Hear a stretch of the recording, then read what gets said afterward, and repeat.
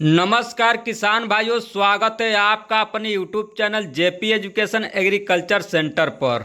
यदि किसान भाइयों आप गेहूं की खेती करते हैं लेकिन आपको गेहूं की फसल में होने वाली सिंचाई के बारे में जानकारी नहीं है, साथ ही सिंचाई के समय कौन सा खाद उर्वरक का प्रयोग करना है इसका भी आपको जानकारी नहीं है, तो किसान भाइयों आज हम इस वीडियो में बात करेंगे कि गेहूं की फसल में सिंचाई कब करनी है तथा कौन सी खाद का प्रयोग करनी है जिससे आपके गेहूं की रिकॉर्ड तोड़ उत्पादन देखने को मिले। तो किसान भाइयों वीडियो को बिल्कुल स्किप मत करना, क्योंकि गेहूं से रिलेटेड हर एक पॉइंट आपके गेहूं के फसल के लिए फायदेमंद होने वाला है, इसलिए वीडियो पर अंत तक बने रहना। तो चलिए किसान भाइयों आपका ज़्यादा समय नहीं लेते हुए अब हम वीडियो को स्टार्ट करते हैं।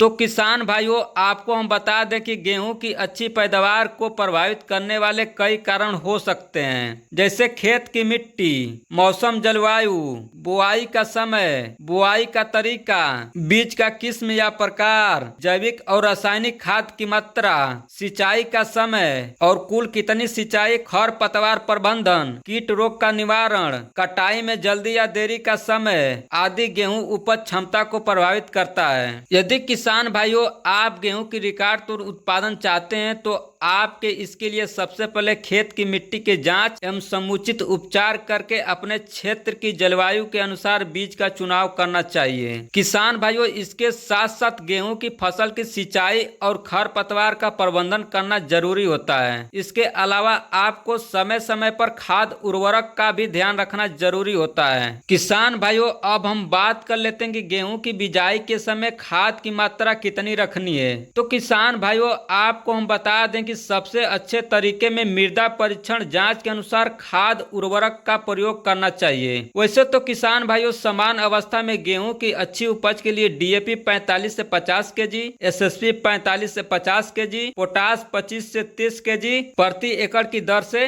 कर सकते हैं। यदि आपकी गेहूं की फसल में दीमक की समस्या है तो आप अपने गेहूं की फसल में करफ्यूरान या रिजेंट 5 केजी प्रति एकड़ की दर से इन सभी खादों के साथ मिलाकर छिड़काव करा सकते हैं। किसान भाइयों अब हम बात कर लेते हैं कि गेहूं की सिंचाई कितनी बार करनी चाहिए और कितने दिन पर करना चाहिए। तो किसान भाइयों आपको हम बता दें कि गेहूं के पूरे फसल चक्र के दौरान 4 से 6 बार सिंचाई की जरूरत होती है। यदि किसान भाइयों आपके क्षेत्र की मिट्टी भारी है तो उसमें 4 बार और हल्की मिट्टी है तो उसमें 6 बार सिंचाई की जरूरत होती है। गेहूं में 6 अवस्थाएं ऐसे जिनमें सिंचाई बहुत फायदा करती है। इन्हीं अवस्थाओं के अनुसार गेहूं की सिंचाई करनी चाहिए। तो किसान भाइयों आइए हम जानते हैं कि ये 6 अवस्थाएं क्या है और कब गेहूं में अंतिम सिंचाई करनी चाहिए। तो किसान भाइयों आपको हम बता दें कि आप अपने गेहूं की फसल की पहली सिंचाई बुआई के 20 से 25 दिनों के बाद जब जड़ बनने लगे तब कर सकते हैं। दूसरी सिंचाई बुआई के 40 से 45 दिनों के बाद जब कल्लों का विकास होने लगे तब कर सकते हैं। तीसरी सिंचाई बुआई के 65 से 70 दिन के बाद जब तने में गांठ पड़ने लगे तब कर सकते हैं। चौथी सिंचाई बुआई के 90 से 95 दिनों के बाद जब फूल आने लगे तब कर सकते हैं। पांचवी सिंचाई बुआई के 105 से 110 दिनों के बाद जब दानों में दूध पड़ने लगे तब कर सकते हैं। किसान भाइयों छठी या अंतिम सिंचाई बुआई के 120 से 125 दिनों के बाद जब गेहूं का दाना सख्त हो रहा हो तब कर सकते हैं। किसान भाइयों अब हम बात कर लेते हैं कि गेहूं में पहली सिंचाई के समय कौन सा खाद उर्वरक डालें। तो किसान भाइयों